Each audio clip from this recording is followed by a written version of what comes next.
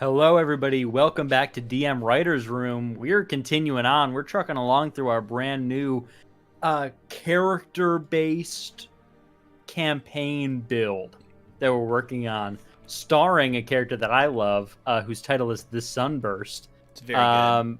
But just a quick background on what we do here. We are taking out the mystery behind being a DM and campaign prep, and at this point, like TTRPG production. Yes. Publishing on Drive Through RPG or your own website. We're doing all that stuff live every week. Ethan, I think you take it away with our recap and we're good to go. Yeah. Essentially, like Spencer was just saying, we basically just try to make sure that you get a realistic idea of what amount people who have been DMing for nigh on a decade come up with, which sometimes is like the name of the bad guy and a town, and you're like, that's fine. So we are currently making our way through the recently named adventure of... Oh gosh, sorry, I have to get all of my... Sunburst's Folly. Yes, thank I you remember so that much. one. Sunburst's Folly. So we are following a nasty fellow. Let me get out my... Sorry, I just need to... There we go. I have to... See, working with note cards is my preferred method. I've pitched this idea a lot on here, so I'm willing to plug it one more time. I'm a big fan of it.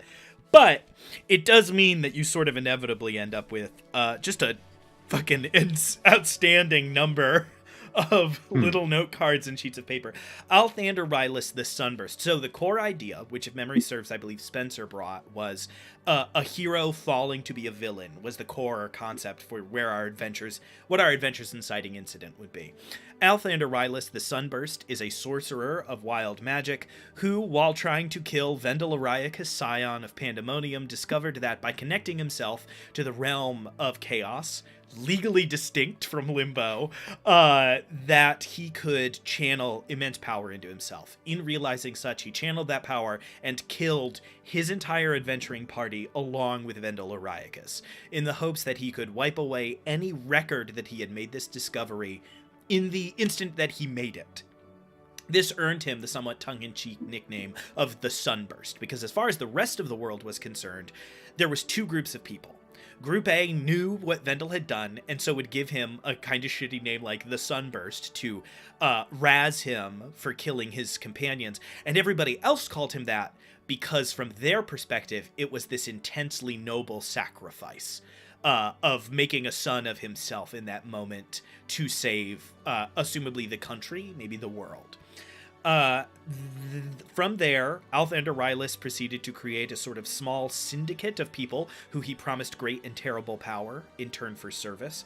A fighter who is an aging duelist seeking eternal youth.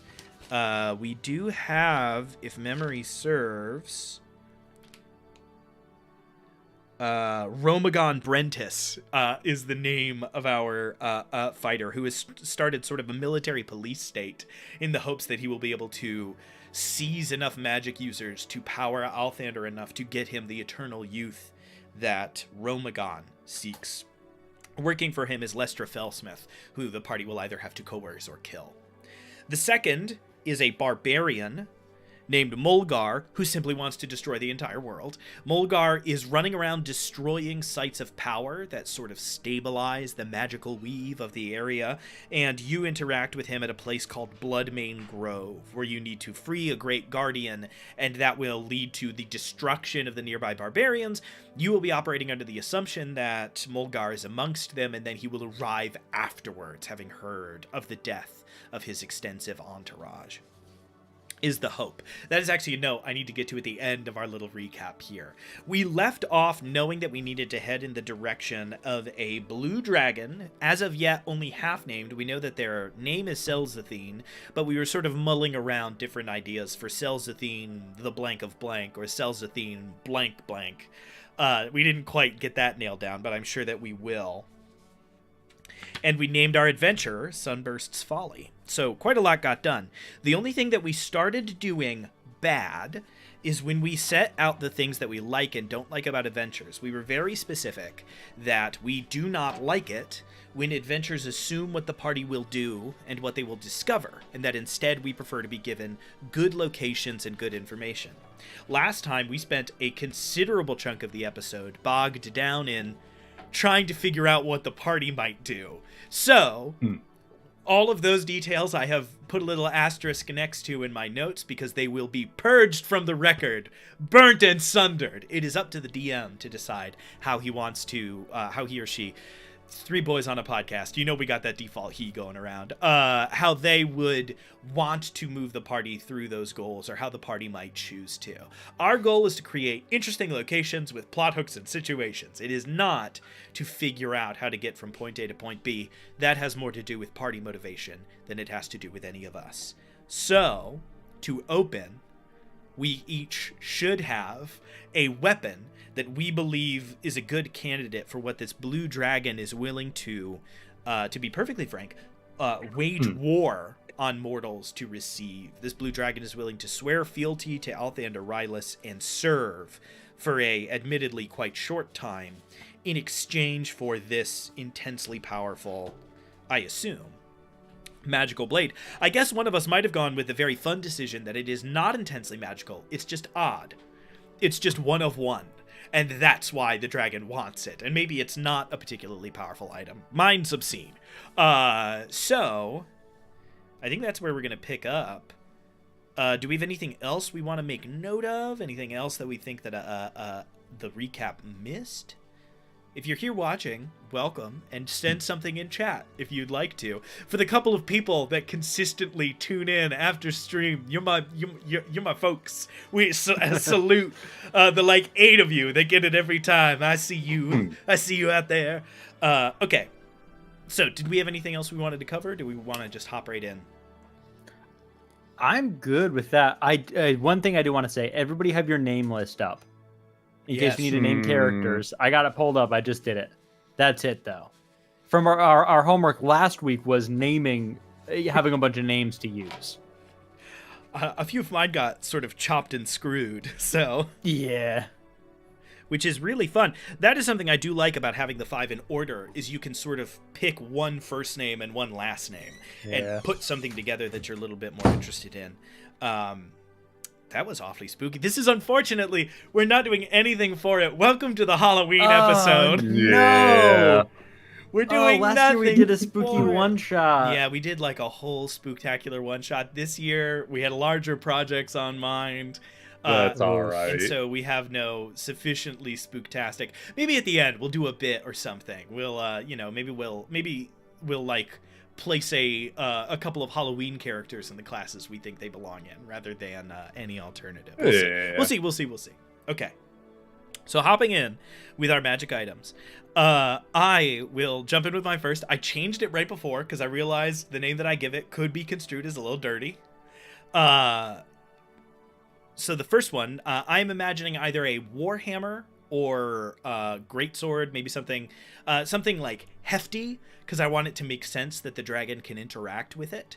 I have Orvang, and my full name was Orvang, Seed of Storms, which is good, but could be taken a little funky by the wrong group. Yeah. So Orvang, Beacon of Storms is my replacement. I don't have like a full item description, but my core concept is Tempest Clerics have a channel divinity that lets them do maximum lightning damage on one attack.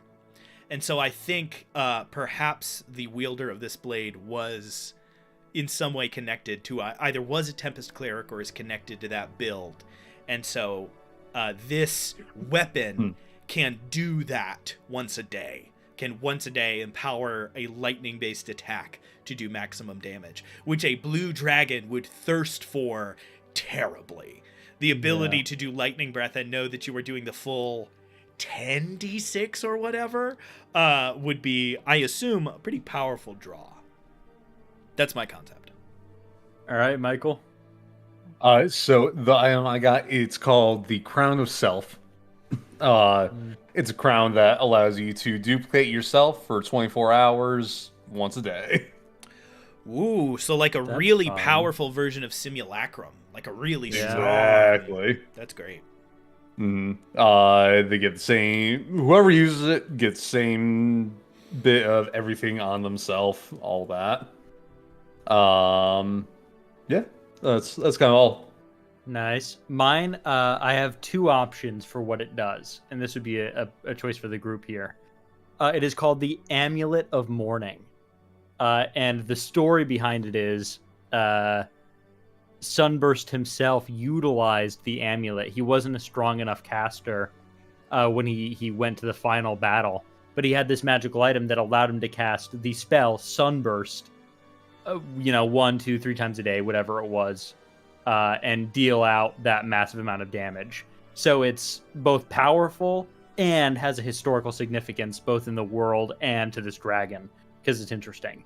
The other option is it is the Amulet of Mourning with a U, and it has somehow housed the thoughtless spirits of the former adventurers. You can use it one time per day to summon forth one of the spirits to fight beside you. It's like like how Speak with Dead calls an echo of the person forth, not Exactly. their entire soul back into the reality. Exactly.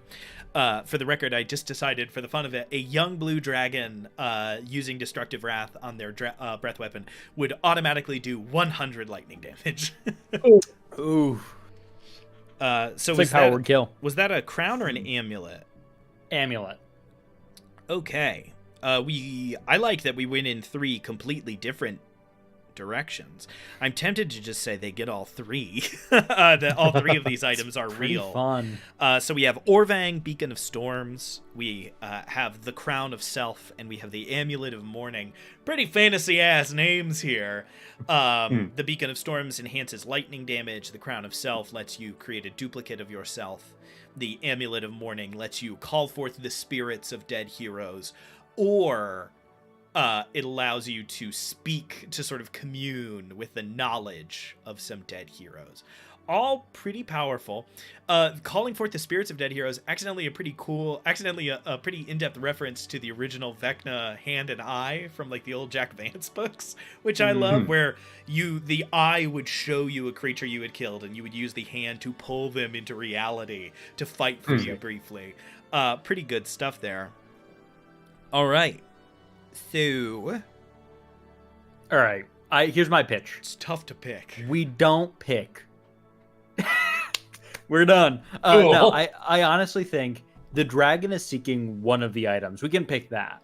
The other items were items of the former adventuring party that are in the world, and we can place them. That way, it's like, you guys got it. You can go get this cool Sick. shit. It's going to be an adventure hook. Absolutely. The crown needs to get less strong. Yeah. That's totally down. That copy lasts an hour. That's not lasts 10 minutes. Like, that's not, we can't do that. Oh yeah, think- no, God no. Giving a player 24 hours to Simulacrum? A Same true thing- copy. Same thing as a permanent simulacrum. If it's Yeah. a 24 hours and it recharges at dawn. Yeah.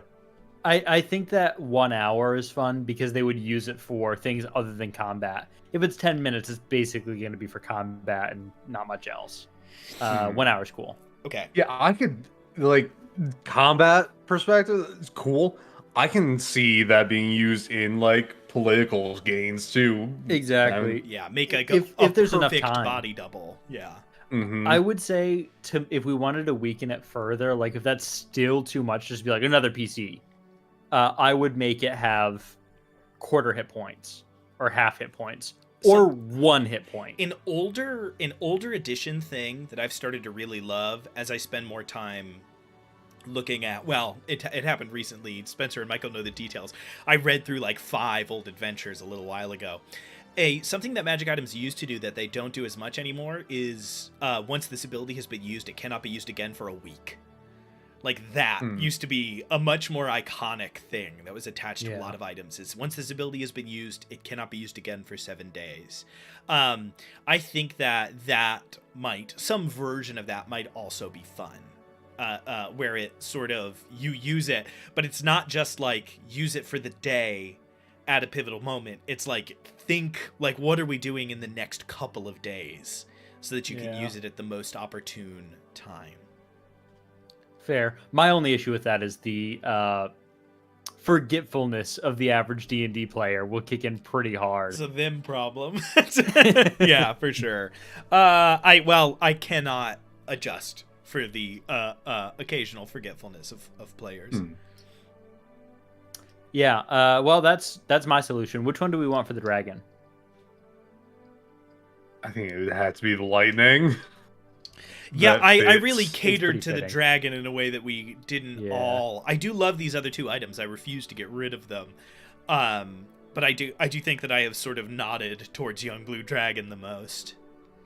Yeah, those will be plot hooks in other towns. The other ones. I think that, what is it called? Orvang, Beacon of Storms. Orvang. Yeah, Orvang is the dragon's hunt. That's what he's looking for. I'm imagining like sort of like the lightning rod aesthetic. I'm imagining like this big copper-toned headed warhammer, the kind of thing that in a normal person's hand would look like this massive battle hammer, but in a dragon's hand would look sort of like a gavel, or like a normal hammer in sort of a fun way. All right, so pretty good. So we need to flesh out this dragon. That is our main task for today. I don't want to bruise our luck, but yesterday we were cruising, so we might also want to think about what else we want to work on, depending. So we've got Selzathene, and we know that Selzathene, we can answer one of our villain questions. Coming up with arbitrary questions for yourself is a wonderful way to help you create and world build without getting bogged down in your own thoughts. Like, come up with 3 questions you want answered, and then always answer those 3 questions. Super good way to give yourself a system. The villain questions we were functioning on is who are they, what do they want, how are they trying to get it, and who are they hurting to get it. Because villains want something and they hurt people to get the something. It's the most essential quality of a villain. They are selfish and they are getting something at the cost of others, as opposed to with the assistance of others. Because that's what heroes in D&D do. They collectively work to get things instead of burning down villages.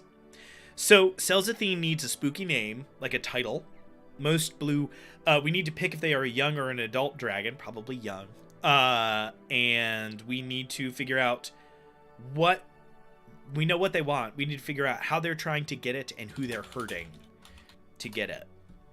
What question do we want to work on? The name? Do we want to work on the aesthetic? Do we want to work on how they are pursuing this goal? Name is pretty fun, just so we get it right out at the top. I was thinking, right on the money, would be like Selzathene the Collector. You know, it's a little bit on the nose, but it is true. Alternatively, it could be like the Magpie, because it's still a young dragon. It's not so gargantuan. Yeah, I thought something like that. I like it. Magpie's usually blue. No, but they do steal. Yeah, magpies are just collectors of shit. Okay. I'll look up what a magpie. I think they're... Well, actually, they are blue. There is blue on them. All right, it's the Magpie. That's easy. So Selzathene the Magpie is a young blue dragon. Going off of the name, the Magpie definitely tells me that they are sort of scrappy. They are probably not the like regal draconic soul that most bad guys are.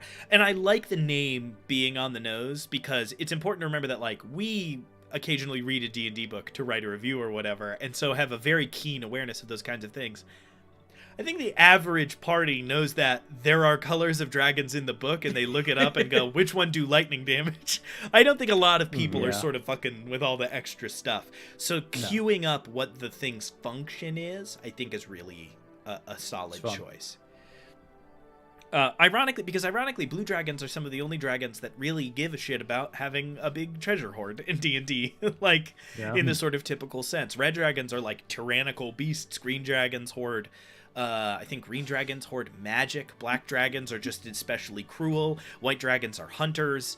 Blue dragons are the only ones that are like, I want money, money and magic items. Cool, give it to me. Yeah, exactly. So Selzathene the Magpie. We know exactly what they want. They want Orvang, Beacon of Storms. They want a cool hammer that will make them unironically just viciously dangerous, right? It's a very specific ability. It just maxes out the damage of a lightning attack once a day. For the average party member, not that big a deal. For the average person, not that big a deal. In the hands of a blue dragon, a big fucking problem is what that is. How are they... Go ahead. My first question before we get into it is this blue dragon, they cut a deal to work for the Sunburst to get this item, or is this a thing that they're looking besides the reason they signed their contract? Sorry, I couldn't hear that the fire whistle was going off, and I just watched Catherine leave in my car, and I was like... Again? Yeah, that's true. Whoa, weird. We got a hex on this show. Repeat your question. I was distracted. Yeah. Did the Magpie make this deal with the Sunburst to get this item? Work for them, be like a lord of the land to get that? Or is this another thing that the Magpie's looking for?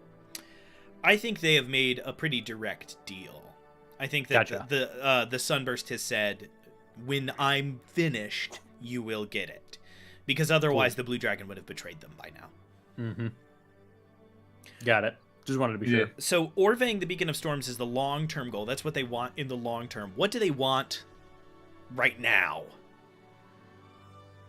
What do they want that's going to get them closer to Orvang?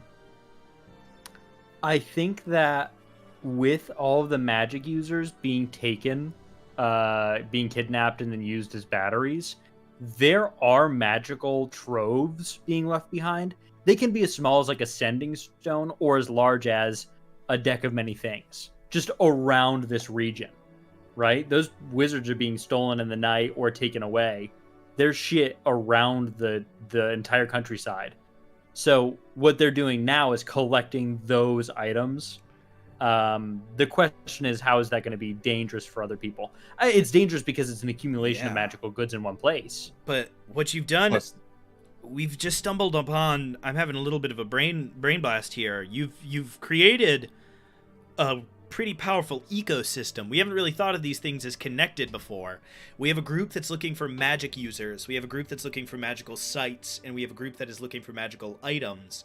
They each have a territory, but that means they must cross over and constantly interact with each other, which means we've answered a question of how do we make it easier for a DM to shuttle their party from place to place, which is all of these locations will have the predominant group, but then they will have agents of these other two people interacting with. So in Romagon Brentis's territory, when magic users are taken, odds are a couple of Selzathene's minions quickly shuttle through the place looking for items, throw everything in bags, and then on their way out, as even Romagon's people leave, the cleanup crew are Mulgar's people, who come in and, if the building shows signs of magic, burn it down. Yeah. So there's this constant level of interaction of like a group of like 15 people belonging to the central person, and then 2 or 3 attachés from these other two, which makes it very easy for our groups to interact with everybody, to meet people who work for the Blue Dragon, people who work for the Barbarian, and people who work for the Fighter, and keep that ecosystem moving. I think... Yeah, go ahead. A question about dynamics. Do any of these groups not like each other, or are any of them allies? Or... It would be fun to say this one's at odds with this one's a friend with this one. That'd be interesting. I imagine the only one that immediately stands out to me is Mulgar and Selzathene. I doubt are friendly. Yeah. Okay. Destruction of magic versus accumulation. Literally they can be us then. versions Yeah. of one another. Yeah, in a very literal way. If Mulgar's people get there first, those items are destroyed. Yeah. And that's the cost to Selzathene. Another thing that could be fun to put as like a blurb, because again, something that we thought was fun was the idea that depending on what order you go to these locations in, you are dealing with different struggles when you get there, or different levels of struggle. Something that could be very fun is making clear that Romagon is the sort of like peacekeeper of this triad. Is that Mulgar and Selzathene constantly butt heads, and Romagon is the one that is constantly like, no, we have a goal, we have a mission, we need to move forward. The two of you need to set this aside, like, is constantly playing that person. And so putting, even just as like block text at the end, like, if Romagon is killed first, odds are Mulgar and Selzathene will come to blows. Which is all the information. As a DM, it can be really tempting to be like, I need more information than that. Like, what do you mean? Where are they going to attack each other? What are the sites they're going to... You really don't. Like, that's the key information you need, is if Romagon dies, when you narrate what is going on in those two locations, you will narrate fights between the two. Yeah. They will no longer be allies. They will be separately trying to support the same master. All right. Very different. That's really cool. That is good info to know. I'd say then if we flip it and Mulgar dies first, Selzathene gets exponentially stronger because she has access to more magical items. Yeah, this sort of like shift in power balance in a pretty real way, I think will mainly change like what is happening in the world, right? Romagon dies, those two come to blows. Mulgar dies, Selzathene and Romagon probably become suddenly they need to hold down locations, right? All of a sudden they need to like post people at all of these different places and will become stretched thinner and have to be, and by extension need to be more brutal to make up for how stretched thin they are. All of a sudden they will not be leaving survivors behind. They will not be leaving people because they can't afford to. They've got 3 guards at every location. That means you can't mess around with having people, you know, rising up. If Selzathene is killed, Mulgar's just going to start burning everything down, and that, I think, also puts Romagon and Mulgar in direct conflict with one another. Dead wizards cannot be sent to the capital. They are dead. Yep. That is what will bring them to blows. If we want that to stay consistent, then we could say that Selzathene would start trying to overpower Romagon's interests. Would want to collect these magic users for themselves. That would be the easy, selfish write out for that. Yeah, get more greedy. That makes sense. So all of these things can sort of interact with each other, and no matter what, sort of slowly descend into tension, which sticks with this sort of chaotic theme that we want for the larger adventure, right? Is you watch things crumble as you interact more and more. Yeah, and it's not a thing for today, but something that we should talk about is what happens, who you kill next, how that influences the final triad. Person. Yeah. Again, I think how it comes out, there's like 9 different ways each one can come out to be, or 7. Not it's like it's right. I'm not gonna do that math. You know, I'm yeah. not gonna do that. We could do, well, it would be 3 times 2 times 1, so it would just be 6. But I think that what is much more likely is that no matter what, these people are these people, and they will shake out the same way. Basically, it sounds like, because we want to keep it simple enough that it's easy to play, if one of them dies, the other 2 start fighting, the last one alive knows you're coming. That's the real keynote, is whoever's left knows they're the last one left. And so you will not be approaching a uncautious person. You will not, they will know, their central goal will no longer be find magic items in the woods, burn down a temple. It will be fend off the adventurers who have killed the other 2 lieutenants. Yeah. Are we going to have different stat blocks for each one, depending on order we killed? One of the first things we said was that yes, we will work on different CRs. Awesome. However, we must proceed on getting Selzathene finished. We have wandered off the path. We know what they want generally. We know what they want specifically to collect magic items. How are they doing that? How are they trying to meet that goal? That's easy. They have this is actually a twofold to answer your next question. They have a cult to this blue dragon. Not massive, but large enough to pose a threat to any respectable adventuring party. They're sending them out to each of these town places.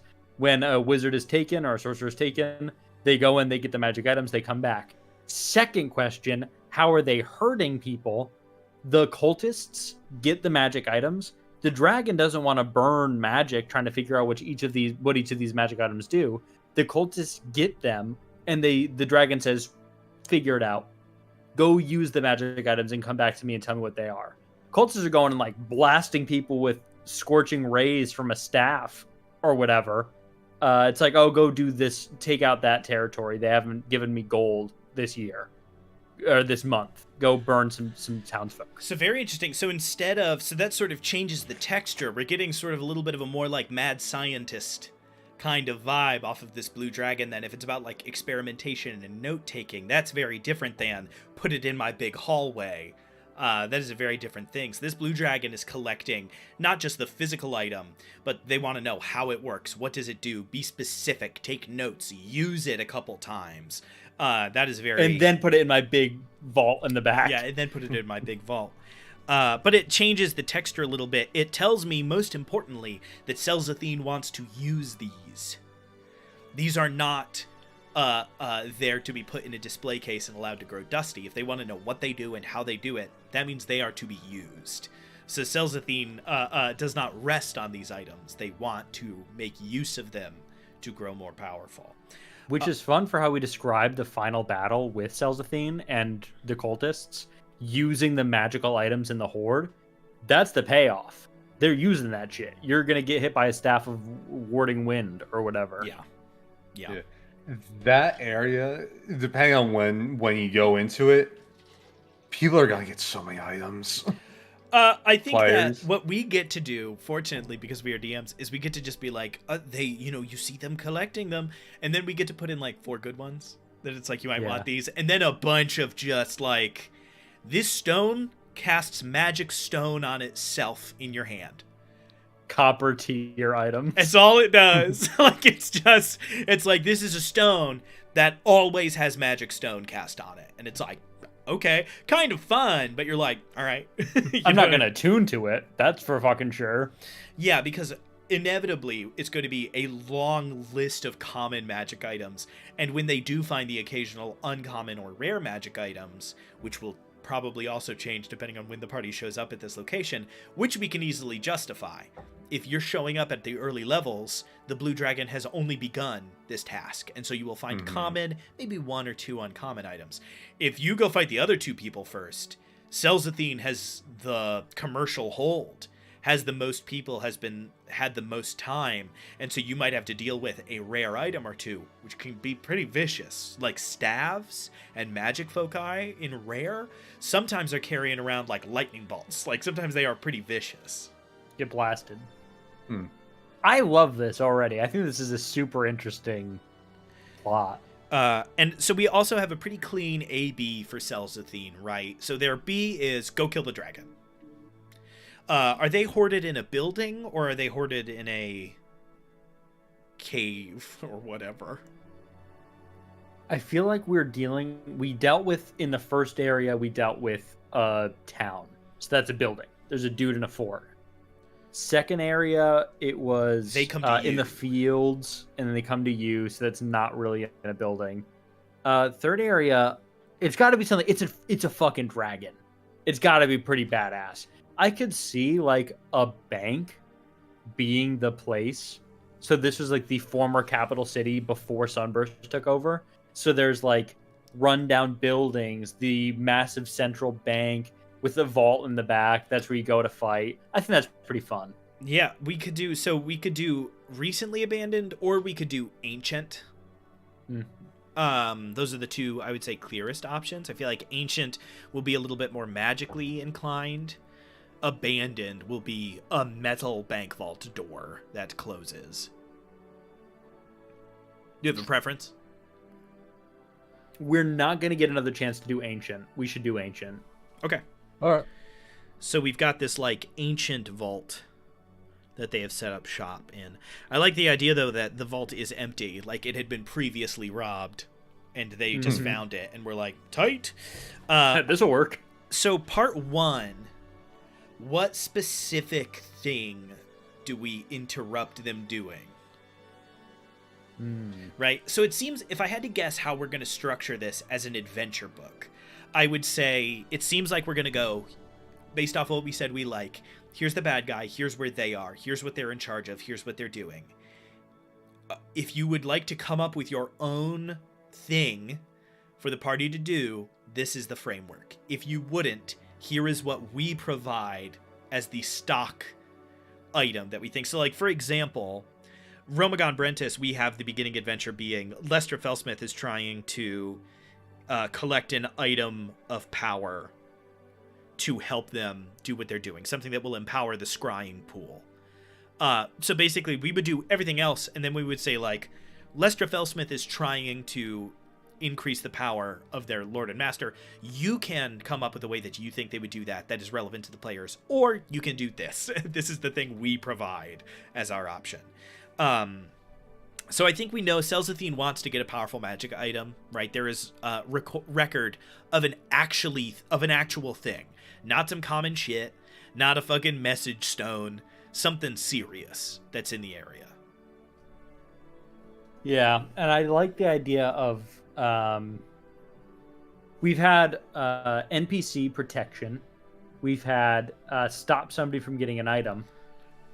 I think now would be heist, because later on we're going to have some social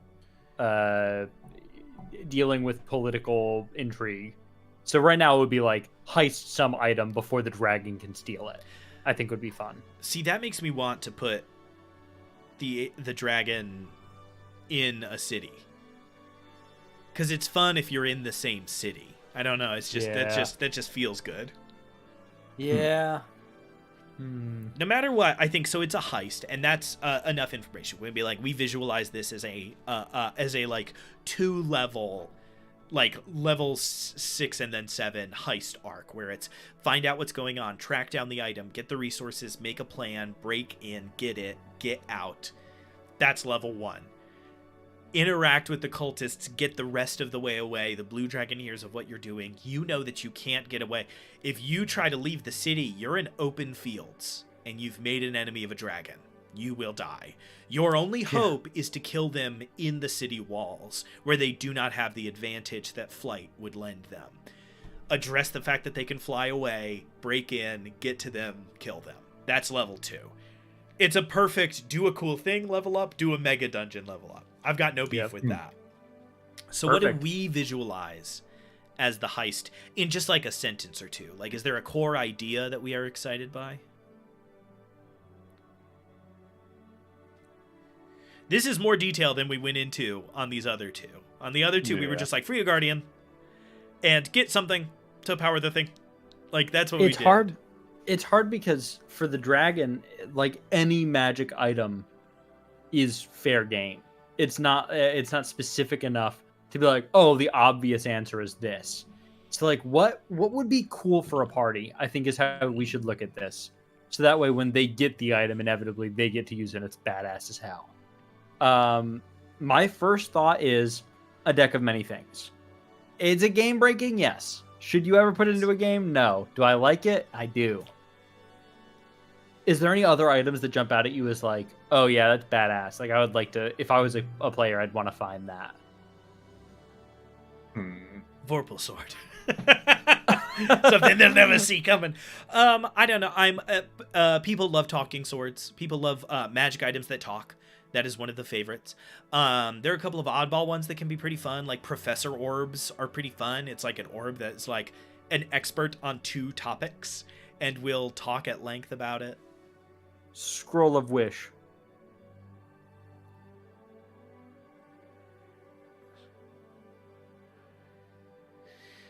One-time use. Yeah.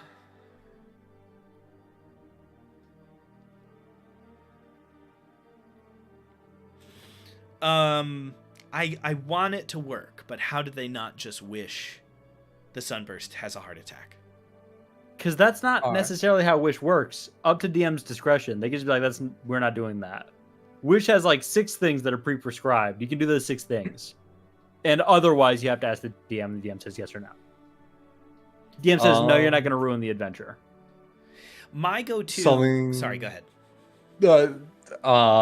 Something to do with teleportation without a circle, but it's like, it's what you were talking about. It's a once per week. We're in such high... I like the Scroll of Wish if this is the last place they go. We're really off in the weeds. Let me take a look at, for guidance, I'm going to pop open the DM's guide. I have my other monitor over here. Let's pop up the DM's guide. I'm going to roll up the random treasure map. Spencer, what CR is a young blue dragon? Could you tell me? Great question. I think they're CR10. The other thing we could think about is an evolving item, evolving weapon, something like that, so we can get it at certain points. CR9. True, yeah, like an artifact weapon. Okay. Sure. So, one second. Let me find spell scroll. While you're looking, my other option, which I think is pretty interesting, and you can use it in any of the next areas, would be a custom item. And I would call it like Tincture of Glamour or some shit like that. And what it would do is cast Disguise Self on the party. Up to 8 creatures get Disguise Self cast upon them for 12 hours. So wherever you go, the entire party gets to be like, we are not who you think we are. We're traveling salespeople. We walk in. So when the other people are on guard, it's not known. And it's one-time use, or it could be less. It could be for 1 hour, the entire party gets it, and you can do it once per day. Some shit like that. I think that's fun, because it's party-wide, and it can be useful in any of the areas. Okay. And we get to make up a magic item. Which sells books.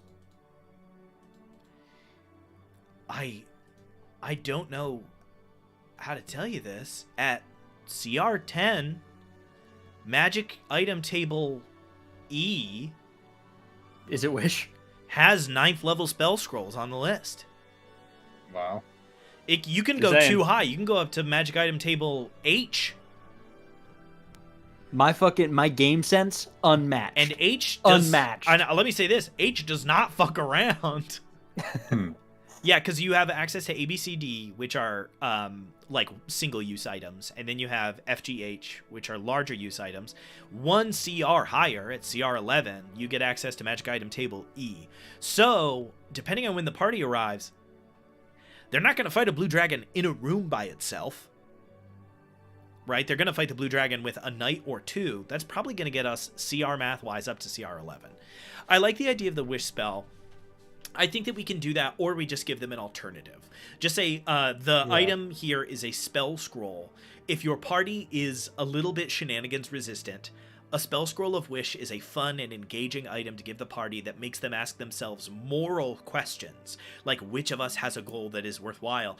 Is it worth it to kill some fucking sorcerer with something this powerful? That seems fully like Spider-Man style. That seems kind of irresponsible, like with great power, right? Can we do that? That feels not good. Like, it doesn't feel good to do that with something this powerful.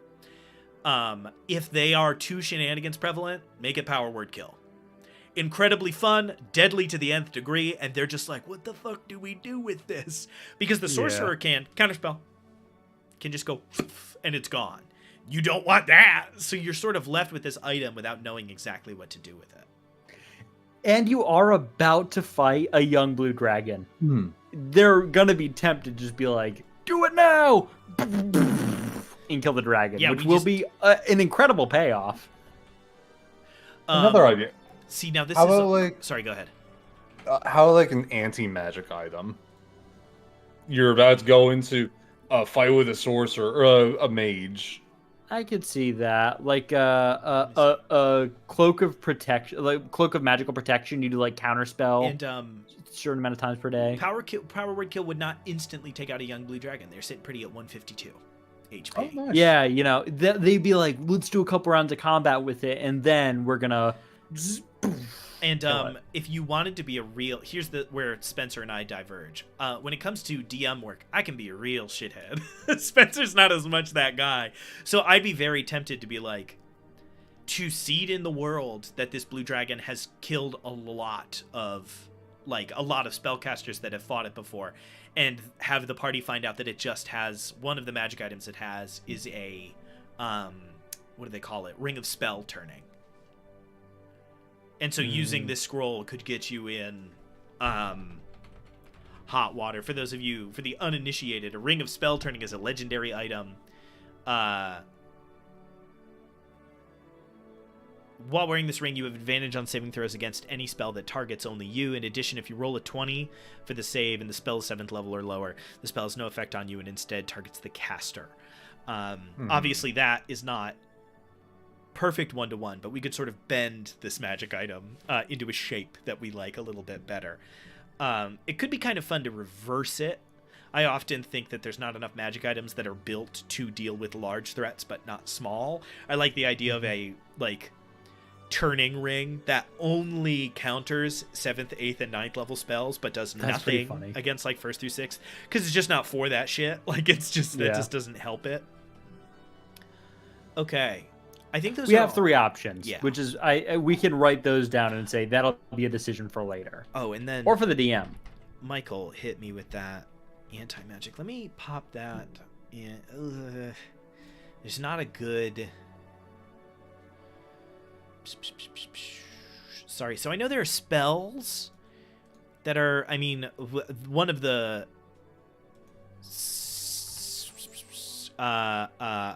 sick nastiest spells out there is anti-magic field, which is pretty. I've only used it once in a campaign for a bad guy that Spencer never fought. Anti-magic field, a 10-foot radius invisible spear of anti-magic surrounds you. Spells and other magical effects, except those created by an artifact or a deity, are suppressed in the sphere. There's more detail to it, but that is the basic concept. Magic items don't even continue to function. They cease. Pretty rough. In the sphere. There was a very, very bad BBEG that Spencer and his crew were headed towards in a campaign that they never fought, who had a constant anti-magic field around them and no other abilities. They were essentially a monk, like a level 10 monk, that just always had anti-magic field going around them. And so the thing that made them dangerous was just that they would run up on the wizard and you'd be like, no! All right, so we either want it to be something anti-magical or it's just so fun to give a low-level party a 9th level thing. I'm in. Yeah, we've got those options. We'll write them all out. We can even leave a couple of them up to the DM to be like, you can do Wish or you can do the scroll. And then we can choose the other one. I'm going to grab myself a drink. I'm going to be back in 30 seconds. We don't need a full break for this. So you guys convene about one more thing. Cool. Okay. All right. While he's gone, something distinguishing about said dragon. Yeah, that's a good point. It could be fun to do some kind of adornment, right? Dragons are often just a dragon. It could be kind of fun for them to have sort of gilded themselves in some way. I was almost thinking it's not gilded, but it's some with their scales could be their colors off, or they have patches of different color. Yeah, they've been sort of trying to hint that being around this many magic items probably isn't good for this dragon in the long term, right? They have some sort of difference in scale tone or other malformed element. Could be good. Spencer, we're debating how to differentiate our blue dragon from every other blue dragon. Yes. Be that gilding or some long-term effect of being in the situation that they are in, sort of changing them in some significant way. I do like the idea. I mean, just having a dragon use magic items is pretty differentiatory. That's pretty wild. I think that would be enough for me. If I walked in, me as a player, I walk into a dungeon. We're gonna fight a dragon today, guys. Let's go! Yippee! We open the vault door. The dragon has like a small orb in its hand and casts Gust. I'm gonna lose my mind a little bit. It's gonna be kind of crazy to see. What? Yeah, pretty good. Yeah, there's something fun about that. It weirdly makes me think of Goblin Thanos that you guys fought for that one shot last year. Yeah, so okay, so we want to physicalize those magic items. So this blue dragon probably moves around with those like on them, in like visible in places. Like those items are not theoretical; they are across. It's important to remember that dragons in D&D are a little smaller than you think they are, especially young dragons. They aren't as big. Yeah, it's only large. Yeah, they aren't as big as you think you are. They're the size of like a big horse, like a not like a Clydesdale. Right? Are those? What's the Budweiser? Clydesdales are the big ones. Yeah. They're large, but not yet the sort of ancient dragon, huge or gargantuan, where they are, their wingspan is 120 feet from tip to tip. So these sort of items would look like swords on the sides of a horse, which, if you've ever seen that in fiction, are pretty visible. I think if we're going to give it magic items, we don't want it to be so crazy that it convolutes the battle. I would say give it 3. Just like it can attune to 3 items like every other adventurer. I think a much more effective way to go about it is we will create a stat block that has abilities, and we will describe them as being magic item connected. Things. I am not interested in giving this dragon real magic items and then being like, it has 3 charges, and that morning you have to roll 1d6. I'm not doing it. It can do Nesnar's Scorching Ray. Nesnar! Yeah, no. It'll be like a sword that makes it do a thing, an amulet that makes it do a thing, an orb that makes it do a thing. I love the image of like Tink between 2 talons holding up an orb. That's very fun. I think we could use these as the legendary actions, right? Yeah, if we wanted it. It's just like boom, bang, boom. 1 is movement, 1 is crowd control, 1 is one-on-one. Done. And that's a good way to make it into a solo monster. So for those of you at home, this isn't, I don't think it's like official D&D guidance, but it is very common. I know that like MCDM, Matthew Colville's company, does this, and a few others do. If you want the players to be able to fight one monster, you just need to mess with the action economy. Mainline D&D's way to do this is legendary actions, which is basically at the end of other creatures' turns, the monster gets to do stuff. Certainly very effective. The MCDM version are villain actions, which go off at the start of rounds and are a little bit larger in scope than legendary actions, which are move without taking opportunity attacks, attack once, things like that. Villain actions are like summon allies, conjure X. They are larger, more dynamic things. Closer to layer actions than anything. Yeah, definitely. And so I think both of those are pretty interesting. Yeah, I think either of those solutions is good. I don't necessarily think we need to hash that out right now. No. Yeah. One thing I want to say would scare the shit out of me is if she was pulling these items out of a bag of holding. You just don't know what's gonna happen. It's like she can have 1,000 things in there. Yeah. And having that stat blocked out is also solid because it gives such an interesting read on the way that these things function, right? Like, you're going to see all of these magic items, but they aren't necessarily important as individual items. They are just sort of part of the stat block. The only thing we have done that we need to address is we've written ourselves into a corner where we have a magical dragon covered in magic items that do damage. Like, this adds... Gonna get fucked up? No, it's the dragon's gonna die, and then we're gonna have a bunch of items that we have described as having magical effects. Like, the like mean DM solution is just make them all attunement, and it's like, cool, here's 8 attunement items, idiots. Try to figure out spaces for all of these. The far more, even worse option, if we did make them all be in a bag of holding, the last villain action is, if I can't have it, no one can. The blue dragon dips its claw into the side of the bag and rends the bag open, sending the magic items into the astral sea, is a pretty funny last action. I think that will play. I think whatever the last magic item was that was used is the surviving magic item, right? Has the orb or has the sword that clangs to the ground upon death. They get one item. And the others are destroyed in the astral sea. What could be really fun then is have one of the bonus actions for the dragon be swap item. And so, like, they have these 3 different items that have 3 different abilities, but they need to use a bonus action to stow and take out a new item. I've done this is not a joke. I've done something almost identical to this for our home campaign for a villain you are going to fight next session. They have a truly identical ability, whereas a bonus action they sort of shift to accommodate a different aspect of combat. That could be very fun.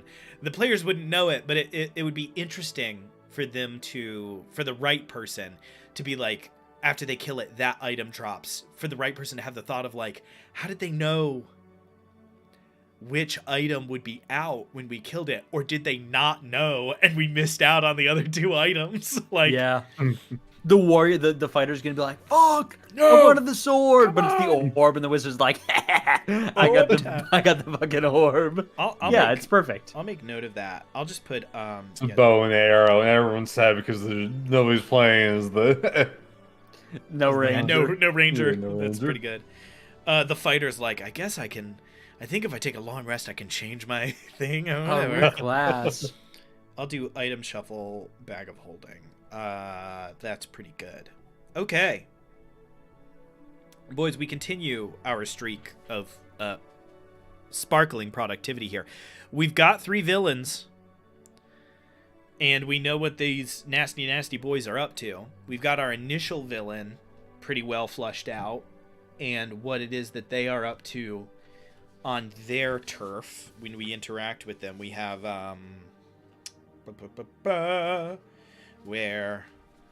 so our villains thus far are Althander Rylus the Sunburst.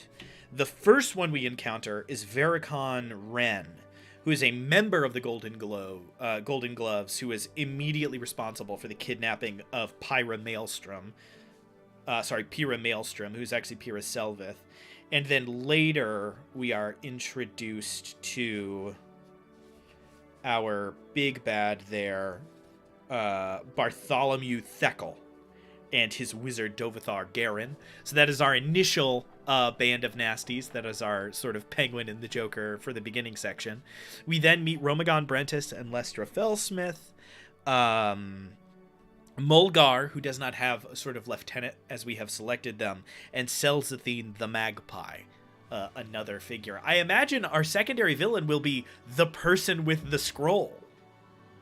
Yeah. It will be this greedy idiot who I think we can go for a real, like, Danny Ocean, like, no one's broken into this building and I'm not gonna let some catfish take my stuff. Like, somebody is just like, in 25 years, no one's ever broken in. No one's ever broken out. And you're like, it's a blue dragon, dumbass.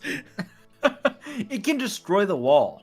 It'll just go in. Yeah, you're boned. Yeah, that's a fun sort of incidental villain. Yeah. So I see we have 16 minutes left. I think we should talk a little bit about what we want to try to get done in this last moments, if there's anything we think we can. And if not, looking to next session, I think we can either try to get a better grasp on where Althander Rylus is and what is going on there, or we can pick one of these 3 and start flushing out. We can grab one of these 3 villains and start doing the same thing we did with the initial area, which is, we know the bad guy's name. What's the name of the town? What's going on in town? Who gives us the mission? What do they want? Sort of try to finagle a couple of those other things out. I think we should do that. I think we should go and flesh everything out a little bit better. Okay, do we want to stay in the same order then? And next session we will return to Romagon Brentis and his harebrained scheme to kidnap magic users? Yeah, it's better to go back before we're 6 weeks out and we don't remember what the hell that guy's up to. Yeah. Ideally, I think going at our current pace, we may be able to do, tentatively, it would be good to do Romagon and Mulgar, and then the following week do Selzathene and start looking at Rylus and that sort of bigwig area. And once we're done with both of those and we figure out the ending, we could pretty efficiently stop there and call this a 5 or 6 episode series, which I feel pretty good about. Or that's quick. Start to really get into the nitty gritty of like encounter building. What do the random encounter tables look like in these different areas? Those things can be helpful for a new DM. I would maybe say for streaming, maybe we do that with one. Maybe we do that with the last area and go, and that's enough. And that's enough of that. We don't need to hash out too much more. Great job, gang. I think that was solid. With 14 minutes remaining on the clock, is there something Halloween-y we can do here right now that we could get done in 15 minutes? One thing I will say, for flushing out Romagon's area next time, everybody needs to bring 2 plot hooks. Nice, that's the homework assignment. Got it. Yes, bring 2 plot hooks. Something Halloween. 6 plot hooks is pretty good. 6, and we don't need to use them all. 6 is good to get them through 2 levels worth of content. It's important to remember, if you're having a home game and your players are leveling up every 5 sessions, slow down. That's crazy. Don't do that. It should be something that's shaken out in our Theros game that I very much enjoyed, not necessarily purposefully, is we level up about every 3 weeks of adventuring time. Which is pretty solid. We've been playing Theros for over a year and a half, and you're level 6. Those levels are not coming quick. And we started at 3. We did not start at 1. Yeah, they are. They are sort of leeching along, which is solid. Yeah, so I figure we could either try to do I don't remember what you call it, what our name for it was, where we assign classes.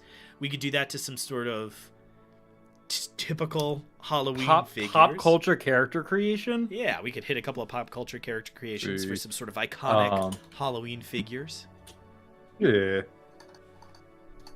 Just for fun, right, I just feel bad we've completely forgotten. It feels like we should do something. All right. I have a list of 66 movie monsters in front of me. Fabulous. I think roll 2d6, right?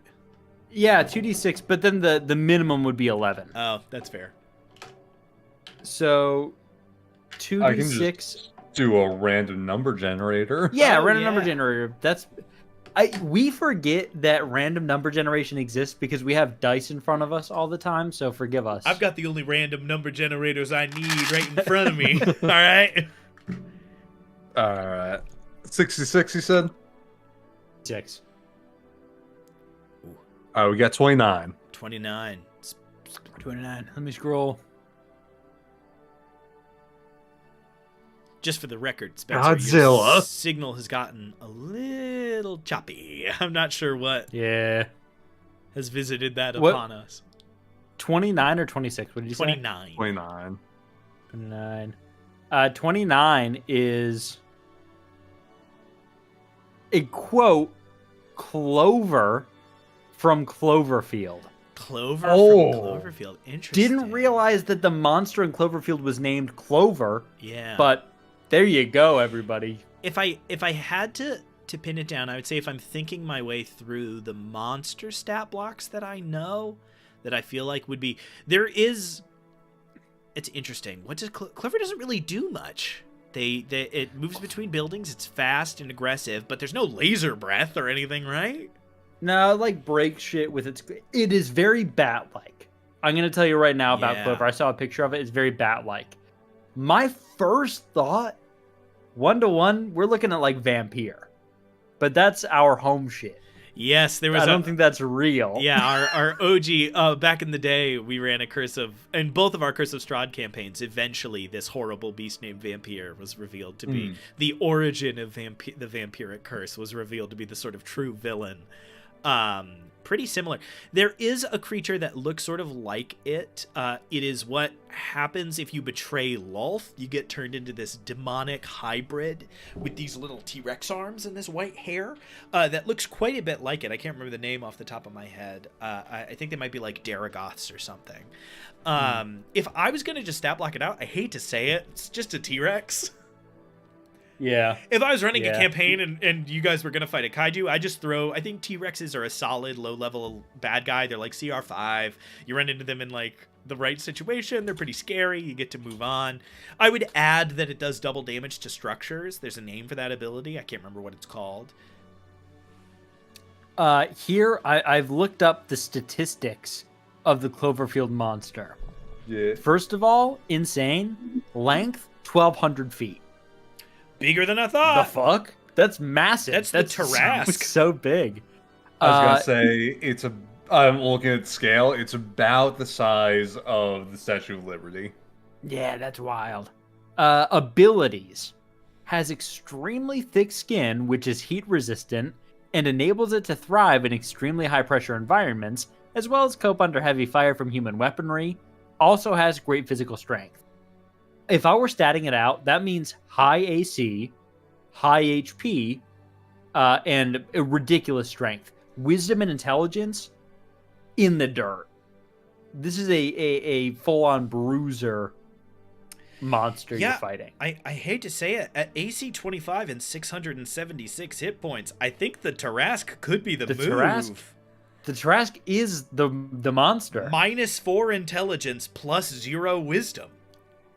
Which makes sense. I've got no hate. U.S. military is, shooting a bunch of rockets and stuff at this thing, shrugs it off. The only thing U.S. military shoots at the Tarrasque, same thing. The only thing that I would exchange is Clover seems, I don't know, in the movie it seems like Clover is a little bit more sneaky, right? Doesn't it feel like Clover hides or something? Or is it just like Rampage? I might be thinking of Godzilla 2001 with Matthew Broderick.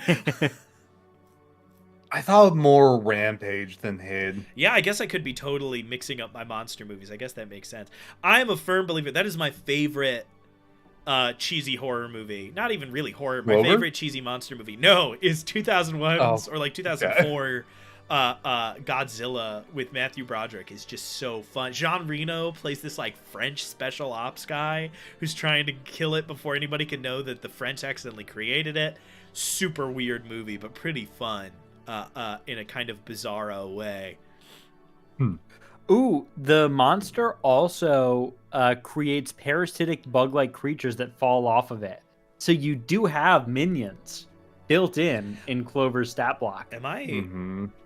Is Clover kind of kind of good? Like kind of a sick creature to build. Fucking could be the move. I don't know. Could be the move. All right, let's get another one in. We got 6 minutes left. All right, yeah, do another random generation. This is the spookiest here. I'll turn my lights down. Here, let's get it. Ooh, spooky. It's the best I have.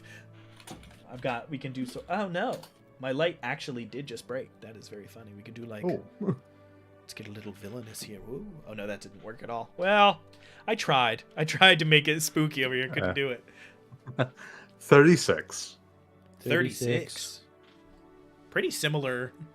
Same zone. 29, 36. Yeah, right in there. It's a close grouping. 36.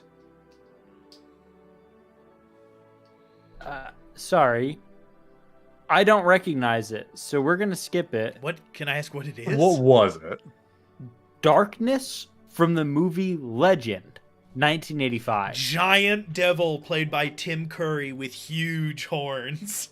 That's easy. Yeah, it would just be a Asmodeus. He's just a pit fiend. Like that's all he is. There's that. The next below it, Asmodeus unfortunately is now an unstatted god. He's a lower god now, so he no longer has a stat block. He is off the chart. Oh. He is off CR30. Boo. If you want a full new number, it's out of the grouping. 58. 58. I was gonna say the next one's the Blob, which is too easy. Yeah, it's Gelatinous cube. Yeah, it's one of the oozes. Yeah, or an ooze. Yeah. 58. Gelatinous cubes are an ooze. The Cathoga from The Relic, 1997. Okay. What's happening? Do you want 45. Do you want Am I not a horror fan? Do you want to talk about the I don't know. Cathoga? I think I've seen that movie, but I don't remember the monster. It is a South American lizard god that has evolved in stages. What? First as a jungle fungus, then as an insect, and finally into a rhino-sized rampaging chimera. Quite the leap right there. Oh, there's actually... what is it? Let me remember the name. There's a good one for that. Is there yes. an evolutionary type creature? There is. There are Crassus. Crassus are from the link up they did with the link up they did with Ravnica. Crassus. Biomancers employ a combination of magic and scientific method to create novel life forms. They coax new morphologies from existing creatures or combine traits from multiple organisms into one, producing the creature known as Crassus. And they come in Category 1, Category 2, and Category 3. Category 1 is CR1. Category 2 is CR6. Category 3 is CR16. At that point, they are extremely deadly creatures. I mean, we did it. I like that. That's pretty 1-to-1. Follow-up, the next one down, is the Sumatran rat monkey, which I'm going to put it out there. It's from Brain Dead 1992, which was, I think, Peter Jackson's first movie. Wild. That's besides the point. What they are is, in fact, a were-rat. Kind of a were-rat. Kind of giving were-rat vibes. Confirmed. Brain Dead. Peter Jackson's. I'm locked in. Peter Jackson is in fact the director. Let's see. Is it also? I want to know if you nailed it that hard. Is it really? Let me click on good old Peter J. We'll see. You are too tuned in. Unfortunately, Peter Jackson's third film is Brain Dead 1992. What? His first film was Bad Taste 1987. He was the director, writer, producer, editor, makeup effects supervisor, and special effects supervisor. That doesn't count. That's not a movie. That's a student film. What's the second one? Meet the Feebles, in which he was the director, writer, producer, camera operator, and puppet maker. So I'm going to say Brain Dead was the first feature film that Peter Jackson ever directed. I'm still pretty keyed, and I'm happy with that. Strikes. That's pretty locked that in. Strikes as true. For Brain Dead, he was the director and writer. Yeah. So I think you have in fact found his first, what I would say, sort of significant film. So the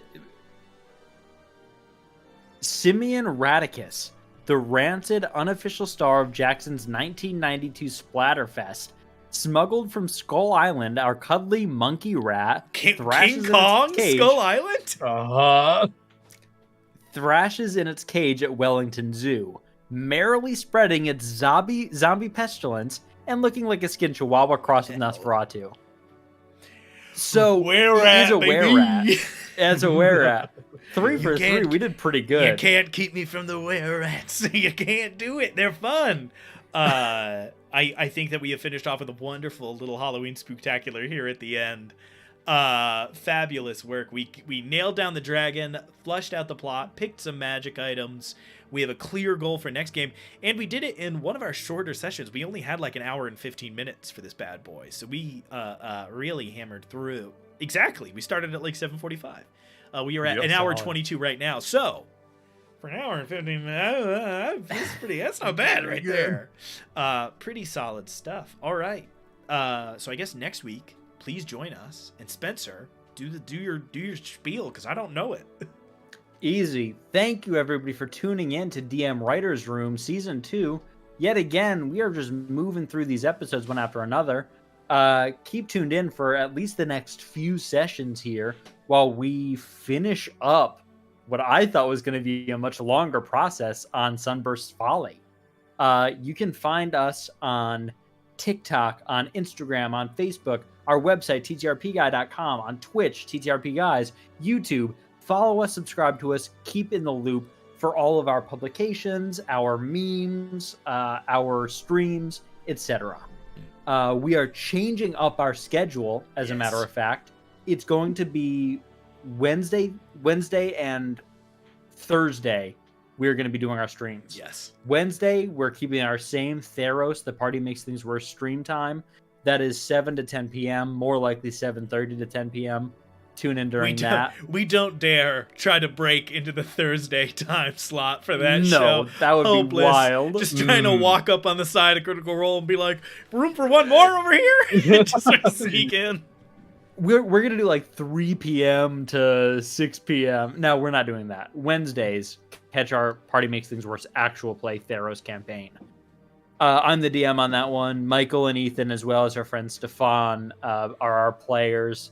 We are also moving this stream to Fridays starting next Friday. It's going to be the same time, as far as I know at this point. It's going to be the same time, 6:30 p.m. to about 8 or 8:30 p.m. Eastern Standard Time. So follow us to keep abreast of all that. You can find us on DriveThruRPG, DM's Guild as well. We're going to be posting on there very shortly the things that we create on this stream, so you can actually give it a whirl yourself. Thank you for all the support, all the people who watch our VODs after the fact, people who watch live. Feel free to comment any thoughts you may have. Thank you, and we'll catch you in the next